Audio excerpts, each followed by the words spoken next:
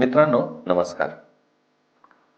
आपल्याला कल्पना आहे की महात्मा गांधींच्या एकूणच कामाला राजकारणापेक्षाही समाजकारणाचा आयाम आहे. दारूबंदीचा उपक्रम असेल, स्वच्छतेसाठी त्यांनी धरलेला आग्रह असेल, दक्षिण आफ्रिकेपासून तर भारताच्या वेगवेगळ्या शहरांमध्ये त्यांनी स्थापन केलेली आश्रम असतील, त्या आश्रमांमधून चालणारी प्रार्थना असेल, अशा सगळ्या उपक्रमांमधून महात्मा गांधींनी भारतातल्या त्यावेळेच्या वेगवेगळ्या सामाजिक प्रश्नांना हात घातलेला आणि त्या सोडवण्यासाठी प्रयत्न केलेला आपल्याला दिसतं. या सगळ्या आयामांमध्ये अजून एका विषयाची भर पडते आणि तो विषय आहे कुष्ठरोग्यांच्या सेवेचा.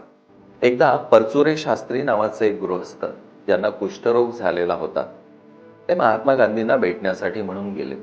सोबत असलेल्या लोकांनी गांधीजींना निरोप दिला की परचुरे शास्त्री भेटायला आले आहेत. महात्मा गांधी त्यांना भेटायला निघाले खरे, पण एका क्षणी त्यांच्या मनात विचार आला की समोरच्या व्यक्तीला कुष्ठरोग झालेला आहे, त्याच्यामुळे ती भेट टाळता येईल का, या दृष्टीने गांधीजींनी विचार केला. पण क्षणभरच नंतर त्यांनाच वाईट वाटलं आणि आपण असा कसा विचार करू शकलो असं म्हणत ते माघारी वळले आणि पुन्हा एकदा त्यांनी सोबतच्या व्यक्तींना निरोप दिला की परचुरे शास्त्रींना बोलवा, मला आत्ताच त्यांना भेटायचं आहे. नंतर त्या दोघांची भेट झाली आणि गांधीजींचं कुष्ठरोग्यांच्या सेवेसाठीचं काम सुरू झालं. नंतरच्या काळातलं गांधीजींचं चित्र असलेलं पोस्टाचं तिकीट आपण सगळ्यांनी बघितलं. एकदा दक्षिण भारतामध्ये कुष्ठरोग्यांच्या सेवेसाठी तयार करण्यात आलेल्या एका प्रकल्पाचं उद्घाटन करण्यासाठी म्हणून गांधीजींना निमंत्रण दिलं गेलं होतं. तिथल्या त्या संस्था चालकांनी त्या उपक्रमाला कस्तुरबा मंगलम असं नाव दिलं होतं. उद्घाटनाला आलेले गांधीजी त्यांनी तो सगळा प्रकल्प बघितला आणि तो बघितल्यानंतर त्यांच्या मनात आनंदापेक्षाही वेदना निर्माण झाल्या. तिथं केलेल्या भाषणातून गांधीजींनी त्या वेदना अगदी स्पष्टपणे बोलून दाखवल्या, मांडल्या. ते म्हणाले की हे असे उपक्रम सुरू करण्यापेक्षाही बंद केव्हा होतील याची मी वाट बघतो. कुष्ठरोग्यांसाठी वेगळे प्रकल्प चालवण्याची गरज का पडावी, हा त्यांच्या मनातला खरा प्रश्न होता. कारण तोपर्यंत कुष्ठरोगी म्हणजे महापापी, ज्याला कुष्ठरोग झाला आहे ते त्याच्या मागच्या जन्मीच्या पापाचं फळ आहे असं मानलं जातं. खरं म्हणजे त्या काळामध्ये प्लेग, क्षयरोग ते अधिक संसर्गजन्य, त्याच्या तुलनेत कुष्ठरोग हा संसर्गजन्य नसलेला रोग होता.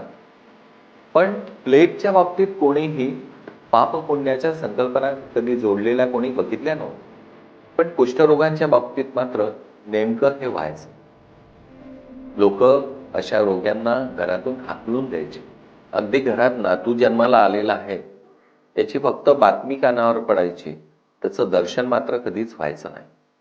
नंतरच्या काळातही हे दृश्य फार बदललं असं काही चित्र नाही. आनंदवन, तपोवन, मुंबईच्या दहिसर परिसरात निर्माण झालेली एक वस्ती, अशा वेगवेगळ्या वस्त्यांमधनं, प्रकल्पांमधनं कुष्ठरोग झालेला माणूस, तो समूह तिथे राहायचा आणि मग तिथनं त्यांचा उदरनिर्वाह चालायचा. दक्षिण भारतातल्या एका मंदिरामध्ये तर अजून विदारक चित्र बघायला मिळायचं. तिथे असा रोग झालेले लोक उघड्या अंगाने लोटांगण घालत मूर्तीसमोर जायचे आणि मग तिथले पुजारी त्यांच्या अंगावर थुंकायचे. याच्या मागची कल्पना अशी की या जन्मात तर तुम्ही हे पाप घेऊन जन्माला आला आहात, हा रोग घेऊन जन्माला आला आहात, निदान पुढचा जन्म तरी तुमचा निरोगी राहो म्हणून तो दिलेला आशीर्वाद किंवा प्रसाद आहे असं मानून तिथले लोक तिथनं निघायचे.